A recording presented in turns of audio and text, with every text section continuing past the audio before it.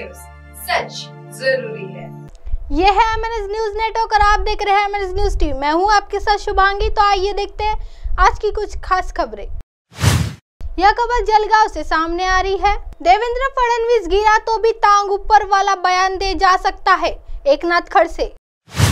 Bharatiya Janata party या जनसंघर्ष का इतिहास देखें तो कई राज्यों में कई सालों तक भारतीय जनता पार्टी की सीटों पर चुनाव नहीं हुआ है। दरअसल दक्षिण भारत के राज्यों पर भी नजरें डाली तो वही भी भारतीय जनता पार्टी का ज्यादा रिस्पांस नहीं मिलता है। तो हम क्यों ये कहे कि ऐसी जगहों पर भारतीय जनता पार्टी के पार्सल वापस भेजे गए हैं। कोई भी राजनीतिक दल कितनी भी कोशिश क्यों न कर ले, भारतीय जनता पार्टी की कई जगहों पर जमा राशि जब्त होने के सैकड़ों उदाहरण हैं। भारतीय जनता पार्टी आज के हालात में बेहद नाजुक स्थिति में है। देवेंद्र फडणवीस के बयान को गिरा तो भी टांग ऊपर के रूप में देखा जा रहा है। कर्नाटक में कांग्रेस की सफलता का मतलब है कि भारतीय जनता पार्टी की विपक्ष पार्टियों कामयाब हो गई है। इसका मतलब बीजेपी की विपक्षी पार्टी का मनोबल बढ़ गया है। यह विश्वास बढ़ रहा है कि यदि देश के विपक्षी दल एक साथ रहे तो उसे बहुत सफलता मिल सकती है। कर्नाटक में जीत के बाद महाविकास आघाड़ी का मनोबल बढ़ा है। एकनाथ खड़से ने कहा कि आज की बैठक में इस बात पर चर्चा हो सकती है कि भविष्य में लोकसभा मिलकर लड़े या नहीं। यह 17 तारीख को एनसीपी की बैठक है। उस बैठक के अनुसार इस बैठक में चर्चा की जा सकती है और बैठक में भाग लूंगा। कर्नाटकच्या विजयानंतर विरोधी पक्ष किंवा महाविकास आघाडीचं एक मनोबल वाढलेलं आहे। महाराष्ट्रामध्येही या महाविकास आघाडीचे वज्रमूठ अधिक मजबूत व्हावी आणि त्यामुळे आपसामध्ये काही मतभेद असतील तर ते मिटवले जावे, एक सामंजस्य वातावरण असावं आणि भावी कालखंडामधल्या लोकसभा हे एकत्र राहून आपण जिंकून द्याव्या या दृष्टिकोनातून चर्चा या महाविकास आघाडीच्या बैठकीमध्ये होऊ शकते।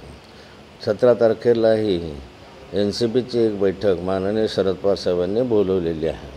त्या बैठकीला मीही जाणार आहे। त्यामध्ये राज्यभरामधील विधानसभा आणि लोकसभाच्या जागांच्या संदर्भामध्ये चर्चा होणार आहे आणि त्यामध्ये जागांच्या संदर्भातली चर्चा होईल। कोणत्या जागा कशा येतील, आपल्या जागांची कुठे स्थिती चांगली आहे वगैरे ही चर्चा त्यात होण्याची शक्यता आहे। भारतीय जनता पार्टीचा किंवा जनसंघाचा जर इतिहास पाहिला, अनेक वर्ष एकाही राज्यामध्ये भारतीय जनता पार्टीच्या जागा निवडून येत नव्हत्या। किंबहुना आत्ताही साऊथ इंडियामध्ये जर पाहिलं चित्र तर तिथे जागा भारतीय जनता पार्टीच्या येत नाही किंवा केरळ किंवा अन्य जागा असतील, तमिळनाडू असेल, तेलंगणा वगैरे या भागामध्ये अजूनही भारतीय जनता पार्टीला फार प्रतिसाद मिळत नाही। मग अशा ठिकाणी ते पार्सल तिथून परत पाठवायचे का? शेवटी कोणताही राजकीय पक्ष हा प्रयत्न करत असतो आणि भारतीय जनता पार्टीचे अनेक ठिकाणी डिपॉझिट जप्त झाल्याचे खूप उदाहरणं आहेत, शेकडो उदाहरणं आहे। मागच्या इतिहासात जर पाहिले तर इथे भारतीय जनता पार्टीला फारसा प्रतिसाद मिळाला नाही आणि त्यामुळे आहे त्या स्थितीमध्ये आजची स्थिती अत्यंत नाजूक झालेली आहे। गिरा तो भी टांग ऊपर अशा स्वरूपाचं वक्तव्य माननीय देवेंद्र फडणवीसांचं दिसतं आहे। आइए बढ़ते अगली खबर की तरफ। यह खबर जलगांव से सामने आ रही है। पंचोरा के नागरिक कर्नाटक विधानसभा चुनाव में कांग्रेस को पूर्ण बहुमत मिलने पर जश्न मनाते हैं। कर्नाटक विधानसभा चुनाव के कांग्रेस को बहुमत मिलने के बाद कर्नाटक की जनता ने बीजेपी को सिरे से नकार दिया। कर्नाटक में कांग्रेस को बहुमत मिलने के बाद चोपड़ा में छत्रपति शिवाजी महाराज चौक पर कांग्रेस की तरफ से जमकर पटाखे फोड़े गए, ढोल पीटा और एक दूसरे को आनंद से भर दिया। इस अवसर पर कांग्रेस की पूर्व जिला अध्यक्ष संदीप पाटिल ने कांग्रेस पदाधिकारियों के साथ ढोल की थाप पर एक अनुबंध पर हस्ताक्षर किए। ऐसे नारे बनाए गए हैं कि कर्नाटक में कांग्रेस की शानदार सफलता ने पूरे कांग्रेस पदाधिकारियों और कार्यकर्ताओं में खुशी और खुशी का माहौल पैदा कर दिया। इसलिए कांग्रेस के पूर्व अध्यक्ष जिल्हाध्यक्ष एंड संदीप पाटिल ने कहा है, आज आम्ही खरा चोपडा तालुक्यातील काँग्रेसचे सगळे पदाधिकारी कार्यकर्ते खूप आनंदात आहोत। कारण आज कर्नाटकच्या विधानसभेचे जे निकाल लागलेत ते पाहिल्यानंतर भारतातील मतदार हे जागरूक आहेत आणि योग्य वेळी योग्य निर्णय घेतात याची आज आपल्याला सगळ्यांना प्रचिती आलेली आहे. आपण बघितलं असेल की हनुमानजी का नाम लिओ और बटन दबाव असे पंतप्रधान मोदी साहेब म्हणाले होते. पण आपण बघितलं असेल की त्या हनुमानाने ती जी गदा आहे ती त्या भाजपच्या अंगावर फेकलेली आहे. आणि हनुमानजीच्या चालीसामध्येच म्हटलेलं आहे त्यांनी की जो चांगलं काम करेल त्याच्या मागे हनुमानजी उभे राहतील. आइए बढ़ते हैं अगली खबर की तरफ. यह खबर वर्धा से सामने आ रही है. डॉक्टर भागवत कराड की उपस्थिति में छात्रों को दिशा दी. सावंगी मेघे स्थित Datta Meghe institute of higher education and research अभिमत यूनिवर्सिटी का 14वां दीक्षांत समारोह आज आयोजित हुआ.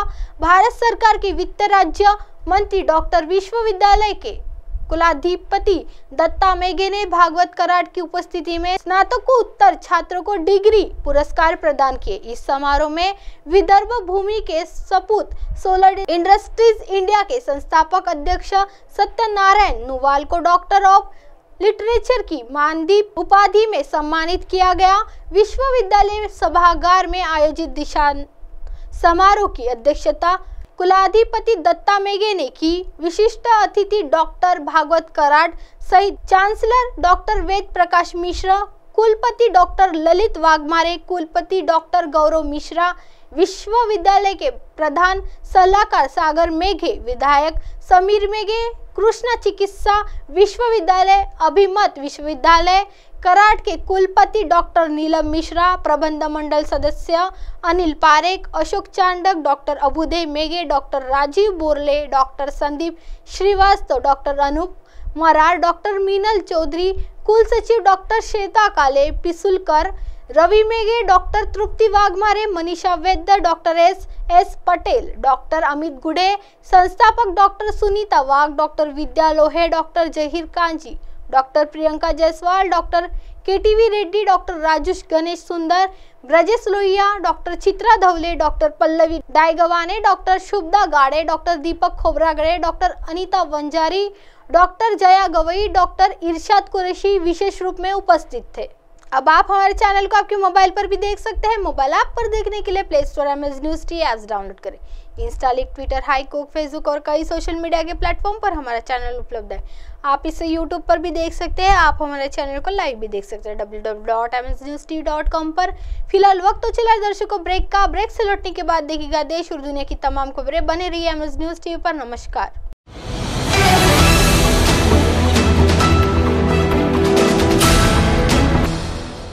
ये है MNS न्यूज नेटवर्क और आप देख रहे हैं MNS न्यूज.